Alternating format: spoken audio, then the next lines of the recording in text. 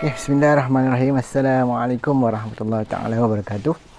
Alhamdulillah, temu kita lagi dalam sesi seterusnya bicara santai. Saya Dr. Norman bin Muhammad Narawi. Okey, petang ni kita nak bercakap sikit sambungan pada topik yang sebelum ni, iaitu apa sebenarnya makanan yang berbahaya kepada pesakit diabetes. Okey, apa dia? Okey. Kita tengok yang pertama sekali, makanan yang patut dihindarkan oleh pesakit diabetes adalah gula pasir. Kenapa dia berbahaya? Sebab gula pasir ni mengandungi dua je bahan dalam dia.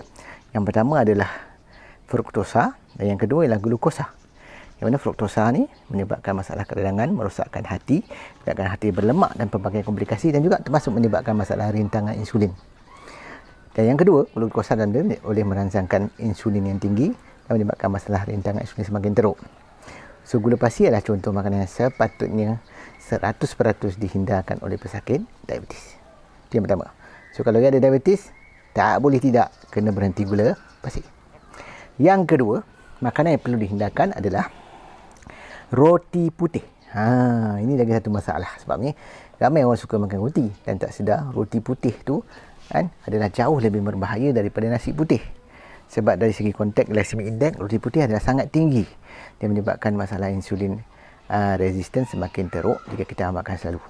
Dan lebih memarahkan keadaan lagi adalah bila roti putih itu pula diletakkan dengan jam yang mengandungi gula dan sebagainya dan dimakan setiap hari, menyebabkan paras glukosa melonjak tinggi. Dan ini akan menyebabkan masalah rintangan insulin semakin teruk. So, kena berhenti makan roti putih. Roti putih is a no untuk pesakit diabetes. Okay?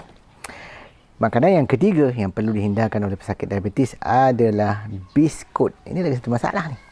Sebab saya tengok ramai pesakit diabetes sangat suka makan biskut dan menganggap makan biskut tu adalah satu benda yang okey, selamat, simple, mudah, low kalori. Hanya mengira dari segi aspek kalori. Sedangkan biskut sebenarnya adalah dikira sebagai makanan proses yang tinggi gula, tinggi tepung gandum dan juga ada trans fat, iaitu margarin. Yang mana ketiga-tiga bahan ini menyebabkan keradangan yang teruk dalam tubuh. So, kalau orang ada diabetik suka makan biskut, dia akan menyebabkan penyakit diabetes semakin susah dikawal.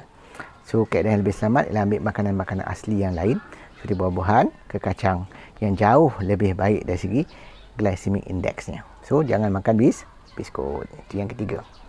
Yang keempat adalah mi kuning. Ini masalah agak ni. Ini juga ada satu kegemaran bagi pesakit-pesakit diabetik sebab suka sangat makan mi kuning. Makan mi goreng lah kan. Mi laksa lah, suka makan mi rebus lah, semua menggunakan mi kuning. Apa masalah mi kuning? Yang pertama sekali dia buat tepung gandum yang mempunyai glycemic index yang tinggi. Mi kuning juga ada banyak bahan-bahan pengawet di dalam dia seperti boric acid dan sebagainya yang tidak baik untuk kesihatan, menyebabkan masalah keradangan semakin teruk. Di samping tu juga mi kuning ada pewarna yang tidak baik untuk kesihatan, menyebabkan masalah keradangan. Sebab tu pengambil mi kuning adalah satu pemakanan yang salah. Yang lebih teruk lagi kalau makan pula mi segera. Yang lebih teruk lagi lah sebab banyak lagi benda-benda yang tak elok di dalam mi segera. So, kena hindarkan dua-dua mi ni, mi kuning ataupun mi segera. Itu yang keempat. Yang kelima, makanan yang tidak sepatutnya diambil oleh pesakit diabetes adalah roti canai. Ini masalah juga ni. Kadang-kadang kita ni makan roti canai kosong tanpa rasa bersalah. Kita rasa alah, kalori tak tinggi kan dan tak ada telur. Saya makan roti kosong tak ada roti telur. Sebab menganggap telur tak elok. Padahal sebenarnya roti kosong adalah jauh lebih berbahaya berbanding roti telur sebab glycemic indexnya adalah lebih tinggi. Sebab tu kita kena faham konsep pemakanan yang sebenar ialah mengawal paras glukosa dengan mengira jumlah glycemic index. Bukan hanya mempertimbangkan soal ada telur atau tak. Mempertimbangkan soal ada lemak atau tak. Itu tak betul. Konsep yang betul ialah jangan makan makanan glycemic index tinggi. Contohnya adalah roti canai. Okey. Yang keenam yang tidak elok untuk pesakit diabetes adalah makanan proses. Pizza. Sebab base pizza tu juga menggunakan tepung gandum dan juga mengandungi margarin dan juga mengandungi tepung berglycemic index tinggi kan. Itu yang jadi masalah. Pizza juga adalah contoh makanan yang tidak sihat dan patutnya kita elakkan. Okey. Dan yang terakhir, yang ketujuh, makanan yang patut dihindarkan oleh pesakit diabetes adalah burger. Ini juga masalah. Burger ni ada dua masalah. Yang pertama, roti dia lah. Roti ni adalah biasanya gunakan roti putih yang memiliki glycemic index tinggi. Yang kedua ni lah, burger tu sendiri dikira sebagai protein proses, daging proses. Berdasarkan kajian, daging proses ni adalah penyebab kepada masalah kanser. Sebab elakkan pengambilan burger. Melainkan you burger buat sendiri dan gunakan roti keto sebagai gantinya. Kan? Kalau burger-burger yang biasa, tidak sepatutnya diambil dan dimakan oleh pesakit diabetes.